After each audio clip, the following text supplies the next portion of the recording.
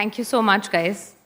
Tanay, we are meeting the second time around. So happy to host you. I want to talk a bit about, since three of you are based in the Valley, you did your schooling in India, did your grad school in the US. What is the view for India AI from the lens that you're looking at? And maybe, Tanay, you can start off. Of course. And I just want to preface this. While we talk so much about AI in India at this point, there is a lot that needs to be done. And there is a lot of skepticism because we've obviously been very late on the AI curve. So while you're hiring and you're selling your product here, I want you to give me a sense of what the Valley is thinking about AI in terms of the product and the building that is happening. So, firstly, thanks for having me here. It's a big honor. When I'm thinking through the different conversations that I've had, this is a number of Fortune 500 CEOs, number of founders and engineers building in the Valley. The first big change that started to happen was about 9 months ago, where India went from a country that people weren't prioritizing building for to it being one of the primary markets people wanted to come in. And you saw that happen with Perplexity and with Wispr, and you're starting to see that happen now with Cursor and Coinbase and beyond. So that was the first big change. And the second big change that I've started to see a lot is you are now starting to see solutions that are built for India build up. And this is from companies like Sarvam, and this is from companies like BharatGen that are focusing a lot on the multilingual aspects, that are focusing a lot on how can you make this really cheap and affordable for everybody. Deedy, do you want to get the investor hat on and talk a bit about, I mean, Menlo hasn't really done any investments in India, but you have a very big stake in Anthropic.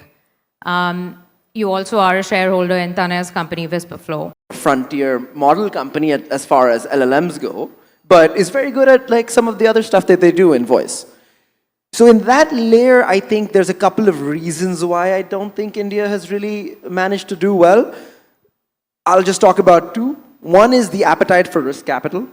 When we, invested in the Anthropic round, we put in money on a zero revenue company, first at a 15 billion valuation, then a 60 billion valuation. It was sort of a bet the firm moment for Menlo. And a lot of people were very hesitant to do that, but that was just the R&D costs you needed to get the compute infrastructure to be able to build something like an Anthropic. And I think that's less interesting than what China's managed to do, which is kind of take 10% of that capital need and still be able to do quite well. Which brings me to the second point, which is really talent. The China versus US talent market is a little bit different from the India versus US talent market. Any competent foundational model builder out of India, you have to ask the question, some of these people are my friends, why would you work at Sarvam and not at OpenAI or Anthropic? What is the answer that you get? I want to get paid. So I want a job. If we think about it, like, to put numbers to paper, if you joined a company like Anthropic or OpenAI 3 years ago, you'd be worth $100 million today. Correct. That is the math. It's very difficult for somebody to reject that and take a bet on a company which may not have that prospect, or at least they feel like will not have that prospect. So that's part one of the answer on the foundational model. I'll just riff through the other ones. Application layer, I think India is doing some pretty interesting stuff. Excited to see more companies at the application layer come out of India. And recently, we've been seeing the infra layer sort of become pretty interesting. Yeah. A lot of hyperscalers investing in sort of these neo clouds, as we call them, is build out compute infrastructure in places where there is more power, maybe a little bit easier to build than some places in America. So that's roughly some areas of the stack. And then data is another one, right? Yeah. But you don't have plans to do anything in India in the AI space as we speak? we look at every investment on its merits, and so if the right opportunity comes up, we'll do it. Okay. Okay. Harshit, you want to talk a bit about, you're in the space of, AI in filmmaking. I mean, what is the sense that you get of the India market? You were behind Mahabharat, which I don't know what the response was, but, it was sort of mixed. How are you looking at, India in terms of, are you here to kind of hire, or you're looking at it as more of a market for you to get business? Yeah, thanks for mentioning the context of Mahabharat. So Zingroll initially was, pioneering the space where we use video technology, like video models, AI, to produce great content. So we were known for just high quality shows. But over time, we become more like a UGC platform, similar to YouTube, where people just make whatever, and then, it's the audience that decides what's the best thing that they want to watch, which naturally tends to be watched more and then, gets viral over time. So for us, like, India has been the market that just naturally grew. I still don't know the reason why. It's probably because I'm from India, and then a large part of my team besides SF is in Delhi. So naturally, the content that they have affinity for is also Indian content. So India was a market that just started growing, and so we said, let's just figure out the product for this market first, and then go elsewhere. With that being said, we have had like a lot of things go viral in other markets. It's always a question of like balancing cost versus the ROI. So video models today are like super expensive. You cannot really do inference cost for especially video in markets that cannot afford that kind of per second cost. So we're still figuring that out, but I think one thing's for sure. Movies are going to be a large part of the application layer in terms of revenue, consumer impact, and culture in general. So hopefully we'll figure something out. What was the response to Mahabharat? I know you sort of stalled it. Did you take it? Yeah. Well, we're still making it. So Mahabharat is not like one story; it's so many stories. Correct. And our creators are also. There's not like one creator making it. We have so many creators uploading trailers and like short clips of different stories from Mahabharat all the time. But I think you'll see something more mainstream when probably 6 to 12 months from now, when more video models become mature. In terms of the previous response, I think the technology was not at a point where people would be like, wow, this is amazing. It was more like novelty, that let's just recreate something that the Indian culture is very aware of. But I think you're going to see a lot more like really high quality work going forward. I'm pretty sure of that. Deedy, I want to just come back to you. You spoke a bit about how you look at the India market. Firstly, congratulations on Open Router. Big exit. Thank you. Big exit. And for Menlo and for you. Tell me, when you look at, India and the kind of company building that's happening here, and you look at what's happening in the valley. I mean, I keep hearing the chasm is just growing bigger and bigger, right? You can do an exit in 3 years. You invested some 50 million and you got out some 500 million out of it. Stripe bought it for $8 billion. How do you kind of look at, and you are very, very prolific on X with your views on India. How do you kind of match the gap, and where do sort of founders look to kind of build, considering we are so behind the curve? Well, firstly, thank you on Open Router. That was a phenomenal company. It is one of the quickest exits at that scale, like you said. 3 years, right? 3 years after the date they launched in August in 2023. I can't comment on the price, but if that price is true, then that's a pretty remarkable outcome for the team. I think, like, think about Open Router for an example. As a technology, Open Router is not fundamentally that complicated to build. There's no reason why somebody in India couldn't build an Open Router. However, there's a lot of other aspects of that business that make it quite critical to be in America. For example, if your Open Router, and by the way, just to explain a little bit about what Open Router does, it's one API, gives you access to all the different models in the world. They started at a point of time where there was only 4 models, and now there's over 500, text, video, image, all of the above. So somewhat simple as a product, but what do you have to do? You have to negotiate contracts with GCP, with Anthropic, with OpenAI, with all of your providers to lock in a certain capacity as you grow. Are you going to be able to do those negotiations from India, or do you have to make a trip to the US? I think that sort of thinking is what causes a lot of some of the most brilliant Indian founders I know, at least for a business of this archetype, to just say, okay, why do I want to be based in Bangalore when I can just be based in SF? I'll have my dev team in Bangalore, but I need to have an SF office if I want to maintain these relationships. And that's what we're seeing more and more of. You look at Composio, for example, is another company. The founders are Indian through and through, but why do Karan and Soham build in SF and not in Bangalore? Because it's easier for their business. And they raise from US funds in many cases over Indian funds because they're closer to the valley. So I think we're seeing there's great companies coming out of India as well, but specifically for AI, it can get tough depending on the category that you live in. So I think, Tanay, you were hiring quite a lot, and you've mentioned previously as well, India is your second largest market in terms of even revenue and not only usage.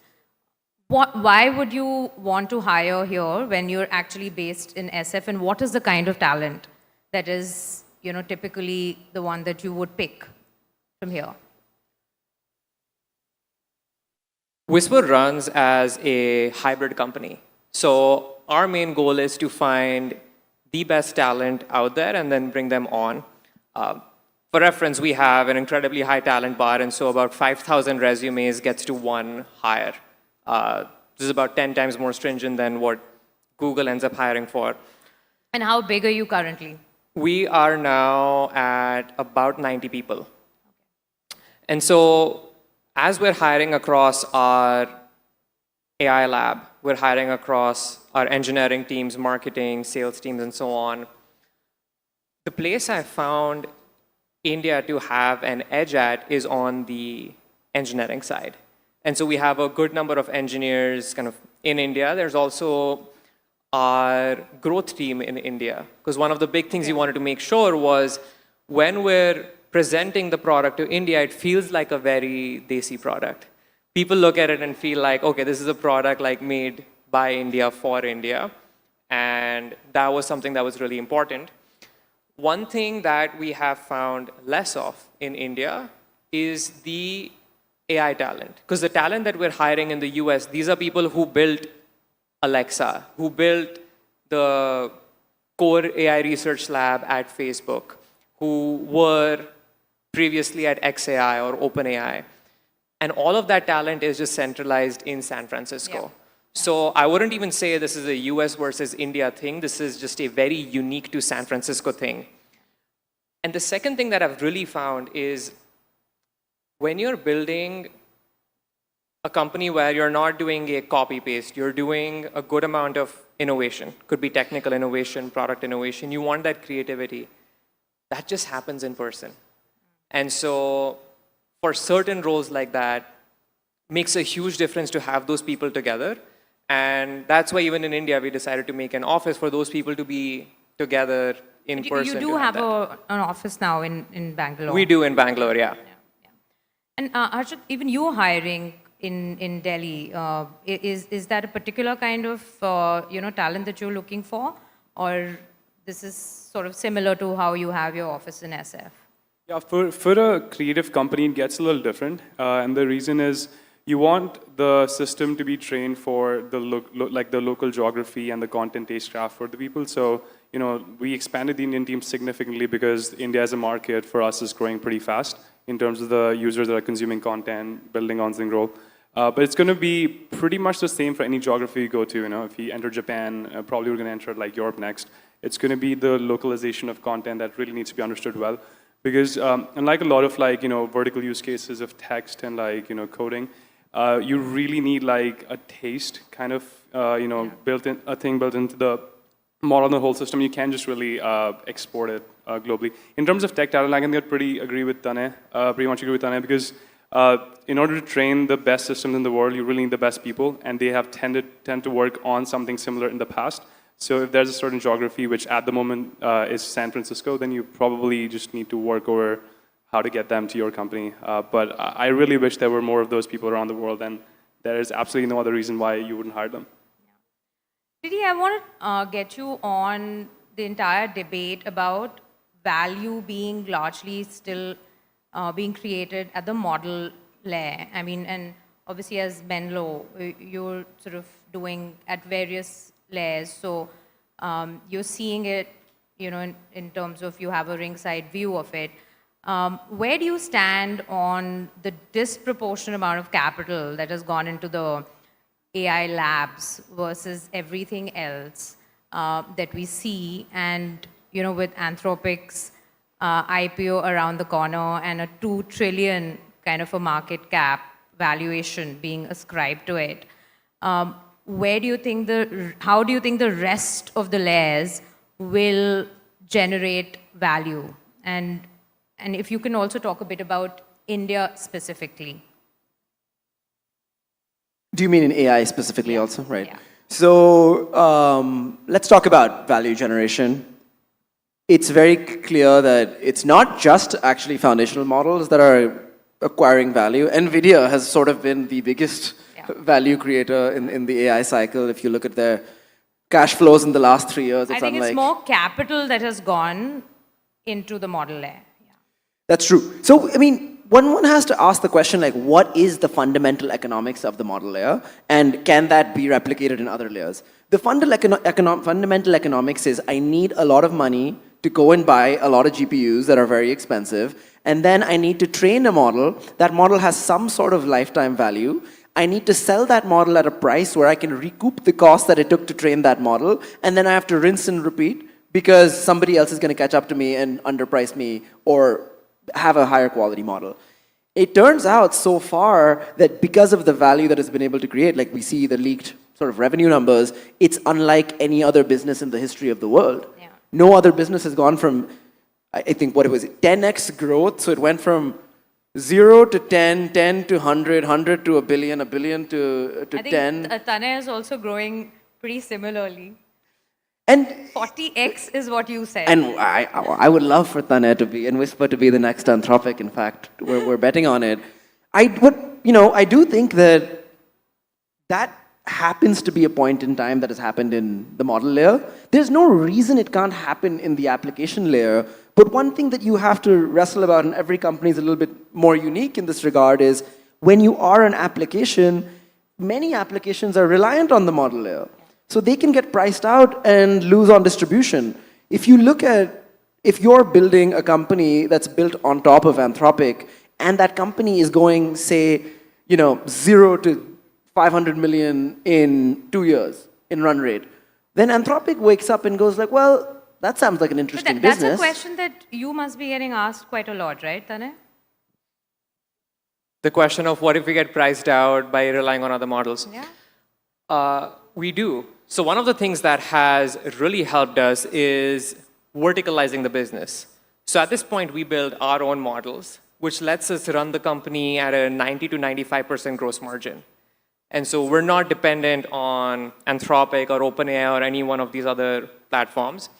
A second reason we had to build that is because at the heart of it, the promise that we give to our customers is you're going to get the most accurate and fastest transcription of anything that you say. And that was just not something that was available in the market, so we had to build that ourselves. Now, there are a number of other things that we do use these external frontier models for. And price is always a question that comes up. But the core thing that we've seen happen before that continues to happen is the price keeps going down. And so you could earlier have built something on Anthropic using one of their models. And now there's an open source DeepSeek version that lets you do the same thing for 1/10 the cost. And so you just hot swap it in. And so while you have that model there, you as a company are fighting this very incredible race where you actually have to bet in the future that something is going to happen that is going to either make it more intelligent or make it significantly cheaper. So that it's going to be a sustainable business in the longer term, even though it might not be right now. And there's a lot of companies actually that don't make that bet properly, and those are the application layer companies that just die. And a lot of companies have often It's been... already starting to happen. Deedy, are you seeing? Application layer companies die. Well, and like Tanay just mentioned a very interesting trade-off, right? Because if you take some of the application layer companies, now Wispr doesn't depend as much on the core functionality of Anthropic. Say you're a platform that does coding. Now the question these founders are asking is, okay, I can use Fable, which I think is the smartest model, or I can sub it out with something else, but it's just not as smart. So am I going to try to fix my margins, but then lose market share or not? So then it becomes a question of like, do you prioritize product quality over your margins, and when does that balance flip, if at all? That's sort of the core bet for those section of companies. Correct. Also, talk a bit about pricing, since both of you brought this up. Is that becoming increasingly a point of concern, and therefore open weight is just picking up steam so much? And Deedy, you can see it happen across your portfolio companies. Tanay, you may have a view on it as well. I think pricing is something, it's really funny. Startups get asked the question, like, do you think about pricing? But you forget that you're actually building a dhanda at the end of the day. And so you're always thinking about pricing. You're always thinking about kind of what is the value that we're delivering to the customers? How much can we charge for it? What's a way to make this into a sustainable, healthy business? So at least for us, this is something that is very top of mind throughout. I think the core thing that happens where you start asking these questions is when startups fundamentally start off being negative unit economics. So they're giving you $20 worth of stuff and only charging you $10 for it. Yeah. And a number of companies that are on these low margins for long periods of times. Yeah. To me, that is the fundamental thing that creates bubbles. And so when we're talking about the AI bubble, those are the kinds of companies that are usually the first to crash. That's also what exactly happened in the .com era as well. And so the pricing question often comes down to what Deedy was saying, which is you're thinking about the product quality, you're thinking about how you tier it well. But at the end of the day, if you think about it like you're building a foundational business, that leads to a lot of just answers on how to do it. Is it only a startup and early stage issue? Because Deedy, I mean, you're reading that enterprises are pulling back because they're increasingly asking the question: what are the gains proportionate to the amount of spends that they're doing on at least the larger models? I think it's my very clear belief that the demand for models at the very frontier of intelligence is infinite. And that may not reflect in the token volumes, and we saw this even in the open router data. By token volume, frontier models are actually not dominant compared to open models. And there's some questions around how reliable or how representative that open router data is on the market. But no matter whether 90% of tokens get consumed by open source, the amount people will pay for frontier models is infinite. If Fable 3x the price tomorrow, people would still pay. If you think about it from a very human point of view, I love making this human analogy, people don't always like it, but what is the price in the market for somebody who's just way smarter than somebody else? What is the number that you're putting? This is the big question. How much will be Anthropic's revenue when it hits the market? Oh, I can't answer that, but there's some leaks. They looks, for all practical purposes. Do you think they will continue growing the way they are? They can't, right? Like they can't do a 10x next year. If they do that, then that's more than a $10 trillion company. There is no precedent for a company to go IPO on a US public market growing at 10x year over year. It's never happened at this scale. So it's very hard to make analogies for what the Anthropic valuation should be, but based on the leaked numbers, I think it's undervalued at whatever price you quoted for the public market. 2 trillion. It's way under. Okay. I mean, tell me what the revenue run rate would look like at the end of the year and what the growth is next year. Compare it on any comp to any public company. I think it should be more. Look at SpaceX. SpaceX makes nothing near that kind of money, and look at how the markets price SpaceX. Right? And so I think like 2 is under, but who knows? Okay, I'll just do a quick last question with all three of you. And the founders can give founders in the room and whoever's listening right now, what is that one space in AI that one should be building right now, and from the India lens? Harshit, you want to go first? Sure, I'd say go make films on Zingroll. But generally speaking, I think application layer has been largely ignored, purely because I think it's expensive to even experiment for a lot of bootstrap founders. But I think it's generally been true in history that most technology shifts kind of land when they end or like when they plateau. It's usually the application layer that holds most of value, and the reason is, that's where most of the cash flows happen from mainstream consumers or enterprises. Of course, there's like tech stacks and proprietary workflows and stuff like that can offset it, or they can be model layer companies that offer some exclusive services at like very cheap prices by subsidizing everything, which obviously will exist. But I think if you're a founder from India and you're probably price sensitive in the beginning, you should look at application layer as like one of the things. Exports, and these are the industries that I feel are just ready to be disrupted. No, if it were in AI, because that's what we're talking about. No, it's AI for these industries. And so we're doing AI for software engineering, which is great, do that. Yeah. But there is so much more beyond it, and a lot of problems there in those spaces that, for example, when technology came in, these spaces got fundamentally transformed with kind of what you saw happen in the green revolution, and after that, more technology happening in that space. So this is kind of, in some ways, yes, it's an application layer where you're building applications for those specific use cases. But to me, application layer is just broad, like build softwares for these specific cases. But when you talk about industries, I think these are the ones that kind of very uniquely to India. Imagine if like a massive part of our GDP comes from just exports, right? And so if that increases significantly, it changes the overall economic structure of the country.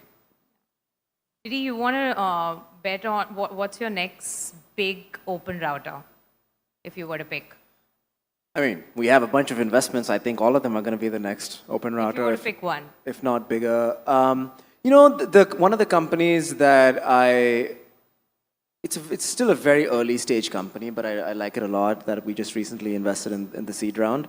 I want, blow more gas up Tanay's company. I love Wispr. I obviously think that one. But it's a company called Pangram, and I think what's really interesting about that is they build AI detection tools. And I think what's also very important as we think about the societal impacts of AI is, is everyone just going to be reading like LinkedIn slop for days? Yeah. Are we just going to be reading people just churn out tons and tons of like things they didn't really write? And what does that mean for scam? I mean, I'm sure.